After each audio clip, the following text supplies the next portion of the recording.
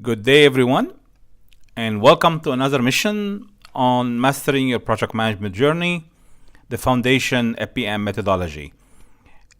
In this mission, we're going to focus on the requirement stage, which is, if you remember, the third stage on the project lifecycle. Before we get into this stage, this is opportunity for some exercises, and you need to go back on the apps and then answer the question. We will be posing them here, but you can, I think you're used to this by now. You need to freeze the video and maybe go answer the question and then come back. So there will be a few set of questions here to go through. First one, what do you think is the difference between requirement stage and the definition stage? I'm not sure if you have been wondering about this or not. Well, we just triggered it in your head. If you recall the life cycle methodologies that we have in CAMMP, in the development phase, we have three stages: requirement stage, then a strategy stage, and a definition stage. The strategy stage is like, the filler of a sandwich for now, with the two sides of the sandwich is the requirement and the definition stage. So what do you think the difference between them? Pause, go ahead and answer those questions, and then come back here, please. The second question we want to ask, and again, pause and go write the answer. What do you think of when we use the term scope? The word scope is extremely confusing word, and it's often used in the project management community to mean many different things. We highlighted some of the confusion in another request, but if you have not seen that one, then what do you think the word scope mean? Pause. Another question, and that's often related to the confusion on the term scope. If we don't, or we have misleading information, or maybe our definition of scope might be different than what we will be discussing here, then who would define the scope? And when we say who here, are we talking about the sponsor, management, the project team, the project manager, the customer, the end user? Who would it be? Pause to give you the chance to write down. Finally, three questions that come together, or in this question, what do we mean by these terms? So now you notice we are starting to break down the word scope into multiple options. Product scope. So notice now there is a product scope. So scope is not on its own anymore. We have project scope and we have stage scope. So notice here we are using the word scope in three different scenarios, and of course I can add, which obviously means that each one of those means something different. What do you think the differences are? Again, pause and give you a chance to write down. Okay, before we go to the next slide, I hope you have a chance to write down some of these notes. And I hope you don't mind these exercises. I mean, the whole idea behind these is to keep these sessions interactive and to give you the chance to think and write down your thoughts. Unfortunately, we are not able to work face to face. So this is an opportunity for you to document your notes down. Hopefully, I will have the chance to review what many of the users of this quest are writing, and I will be able to engage with you through the community on a regular basis, so I will be able to give some feedbacks. That's the purpose of these exercises, is to give you a chance to think and to note and to open the door for engagement from myself and other people in the community. And that will be the best learning from the exchange in the community. Okay, let's describe and notice what I'm using here, the term scope progression. So starting on the left, which means the highest level, is we need to start on any given project. We must start with the product scope. Now, the word product could mean many things. I will highlight it here. Let's just read the definition first. The product scope is a description of the final output, the product of the project. So let's give you an example. Let's say you want to build a soft drink bottling plant. So basically a factory to bottle soft drinks or water. Let's keep it water. In this case, what is the product? What do you think? The majority of people, when we ask this question, they will think, oh, the water bottled. So the product is the water bottled. Well, not quite. The water bottles are the consumer product. These are the product that the plant or the factory or the business owner of that factory will sell after the plant is built and operating and we are producing water bottle. So in this context, when we use the term product, we are referring to the product of the project. So the product of the project is the factory itself.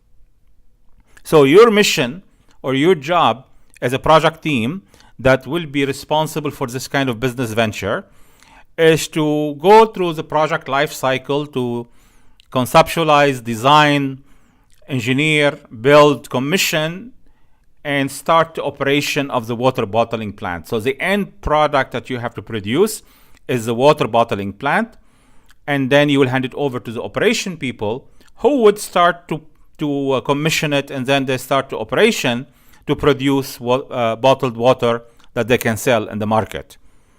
So the product scope is the water bottling plant, which means we need to explain it and highlight what it means, as we will see in the next few slides and examples.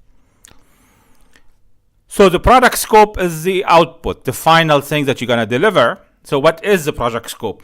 Well, the project scope is the scope of work that you have to do to deliver that product. So basically going from the idea all the way to handing over the product to the operation people, what is the work that your team is going to do? For example, feasibility studies, like we've been seeing in these stages of the project life cycle, design, engineering, construction. Now, of course, if your project is software, you might have business requirement, user requirement, coding, testing, and whatever the life cycle of your project happen to be. So once again, product scope is the picture of the final product. The project scope is the work that we have to do to produce that final product. Then what is the stage scope? Well, as you recall, every project life cycle have 3 phases. Those 3 phases have been divided into sub phases or stages, and each stage have a purpose. So the concept stage purpose is to produce a project brief. The feasibility stage purpose is to produce a feasibility report. This specific stage we are in right now, the requirement stage, purpose is to produce a document that we call in CAMMP the project requirements document. And then, of course, each further stage down the road will have a purpose. So the stage scope is the scope of work that we have to do within that stage to produce the output of that specific stage. Okay.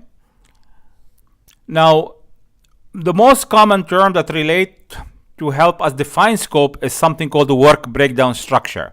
However, notice here we're going to use slightly different terminology. For the product scope, we use the term product breakdown structure. So basically, to describe the product, we can use this concept of a breakdown structure, which you will see next. To describe the project scope, here is we use what many people know as a work breakdown structure for the project.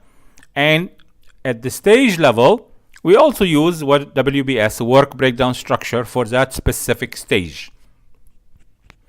That is one of the main things we do in the requirement phase to start with. So next, let's explain what's the difference between a PBS and WBS. And I'm going to focus on this. So, probably a lot of, maybe half of the time of this specific mission is focusing on this concept, because this is probably the most critical part of working or planning a project, and it's often ignored. This is why we need to emphasize it, because this is, without a good PBS and WBS, there is a very good chance your project will performance or the project end result will not be optimal. So this is critical step. Let's define and explain how can we differentiate between the PBS and WBS. A lot of people get confused with this. We'll start, and I will be using simple example that people can visualize and realize, which is a house. If I ask you to describe a house, the final product that you want, and you need to explain this to an architect to design your house, for example, or your home, what would you do? Well, if many engineers, they will start to say foundation and land and construction. Let's not think as engineer. Let's think as homeowner. How would you like the final product to look like? Now, we're not focusing on the look and feel of the design yet, but at least what would the house look like as a house? And what you notice here, we're using, and this is an example, of course, you don't have to be 100% stick to this. We'll have indoor, outdoor, and maybe others. Indoor, you'll have bedrooms, you'll have common areas, you have kitchen and utilities. Outdoor, as you notice. And of course, what you try to do here is that with you and your family can sit down and start to design your home in a way, design, not architecturally, design the things that you want to have in this house. And of course, this could go further. Notice here we're only going 2 levels. You can go further to describe. For example, under bedroom, we can say, well, we want to have 4 bedrooms. 2 of them are masters, and 2 of them are common, or we're going to have a master suite for guests. You can start to explain or add to this below. So this would be an example to help you visualize the end product. If we move from PBS to WBS, staying with the house at the highest level, well, you notice here the breakdown of the house will be a life cycle. I just show it here in a WBS format, which is a discovery phase, a concept phase, and feasibility. But notice now I'm starting to choose different name for the development. So I'm using conceptual design, architectural design. Then we have engineering, construction, and handover. Now, of course, underneath each one of these boxes, again, they could be more detailed. I'm just stopping here to show the point. So as you can notice from a house example, 2 different breakdown structure. One of them is focused on visualizing the end product, and the other one is visualize the breakdown or the steps that we have to go through on a project. Now, if I go into a specific item within each one of them, like for example, if I go to conceptual design, we can say, well, we need to design the interior, design the exterior, design the elevation, and what other requirement might be needed. Let's shift to a completely different type of example, which actually before that example, sorry, I forgot about the slide. Now let's try to visualize the project, this house project, in picture. What are the stages would look like as a PLC? Well, when you have an idea to build a home, you probably have a vague idea, and this is the reason I'm using this cartoonish kind of look, because it's not clear exactly what you want. I mean, obviously you will have an idea, but it's not designed yet. So it's more of a visual mindset that you need to start to document and explain. And then you go to the next level, which might be after you hire an architect potentially, and the architect will start to do elevation design, conceptual design. Maybe there is a step before this. And then we'll go to the next phase where there will be more of an architectural design with layout and dimension. And then we go to the next stage, which would be the engineering design. Then we shift to construction. And finally, you will have your home. This concept apply on any project, whether you are doing a building structure of something, a tower, a house, a factory, or you are doing software, or you are doing a study for a client. or a website, whatever the project.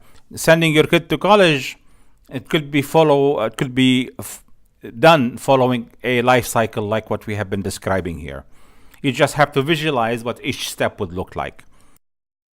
Now come to another example, which is this learning product, what you are actually using now. And here's the learning product. This is a PBS for a course, for a quest, like what you have here. And notice this is almost match, of course, been modified slightly, but this is an outline of this quest that you are right now studying.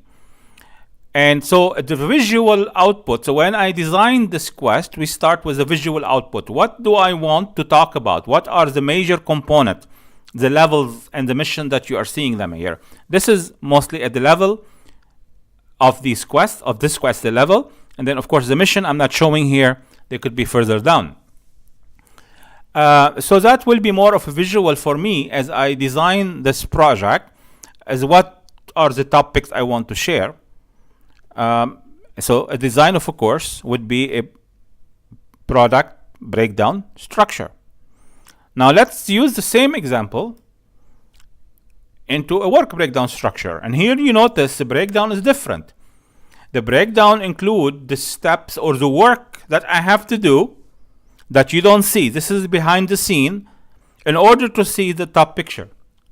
So what's in your hand today, you see the top, but you don't see the bottom. But the bottom is the work that we had to do to deliver to you this quest. So obviously we start with, and that doesn't have to be sequential, but it happened to be sequential now. We designed the quest, then we have to record and edit the videos and the other information. Then we upload all that information to the platform or to the application that you are using now. And then we'll have to do the internal and external testing to make sure everything is work and fits well to the best of our ability. And then market release. These are the 5 major areas that would be required as a work breakdown structure. Again, each one of these could be broken down further. And one day we'll probably publish this as a case study. You can actually see this as an ebook showing a case study of how we built this quest. Finally, we have a few slides to talk quickly about what the detail of the project requirement document. So you have the PRD as a document, and the content of it, there will be about 8 boxes we will describe. First, description of the product, which is a description of the desired output of the project. Okay, this means the product you are going to produce. So you describe it. You start with a description of that. And to do this, you can use the the PBS. And then you would definitely want to explore for the stakeholder expectation. You would want to go sit down with the stakeholders. Could be management, could be neighbors, could be community, could be family, could be government. Whoever are the stakeholders that are relevant to your project, you want to explore their expectation, which is different than requirements. Expectation is a mindset, and often people do not know how to explain what they have in their head. So we have to explore, we have to work with them, we have to try to dig it out of them, to ask a lot of questions, to try to understand, especially from the key stakeholder, what do they visualize? How can they visualize the end product? What do they want the end product to give them? What are the benefits they are expecting? So that's an important thing, because once we know what they want and what they are looking for and what they need, we can start to help define the requirement in a better way to avoid errors and changes later in the project. The next step is to do the PBS and WBS, as we explained before. Then we go to the next step would be to define the boundaries. And the term boundaries we use in project management to refer what's in, what's out of scope. For example, if I go to the house, especially if you're building a house maybe in a remote area, who's gonna do the garden? Let's say you are awarding the work, or maybe not the garden. Let's talk about the driveway. Are you going to build the driveway, or maybe the municipality will do it for you? Who's going to connect power to your house? Are you going to do it yourself, or are you going to get the municipality? So what's included in the scope of work and what's out? And the reason we like to define what's in and what's out, because it's provide a clear picture of the exclusion, if you wish to use that term.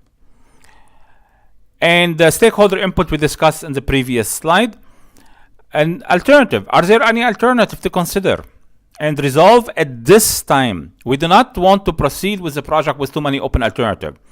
Imagine this. You don't want to start working on your house and get an architect to design your house, and you still do not know whether you want a modern house or traditional house, whether you want 1 story or 2 story, whether you want a brick or flat roof. Okay. So you do not want to go ahead after this stage. You do not want to go to the next stage unless you really have defined these alternatives.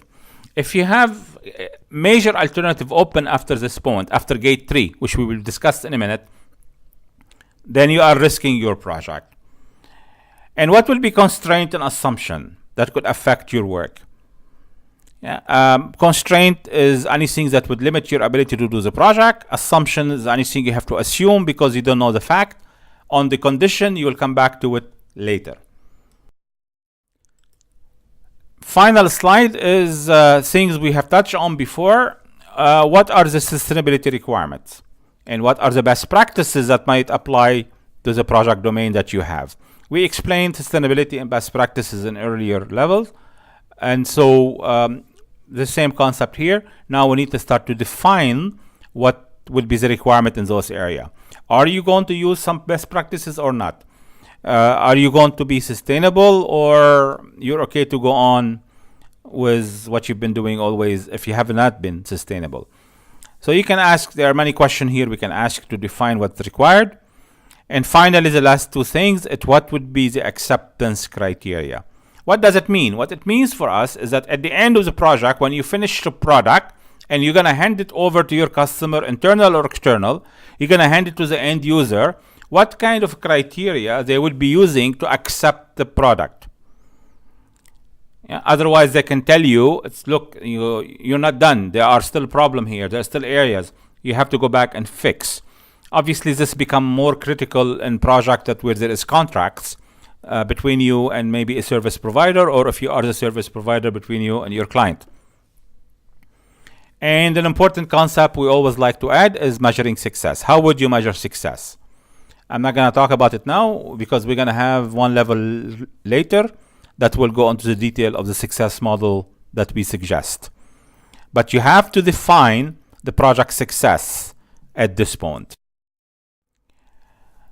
Then we reach this gate 3, which I call it the stakeholder alignment gate. This is a critical gate. This is a time where we want to make sure all the stakeholders are together, virtually or physically, to discuss a requirement document that you and your team is producing, and to make sure everybody is aligned on what's in, what's out, in order for you to continue to go to the next stage and to continue with the project.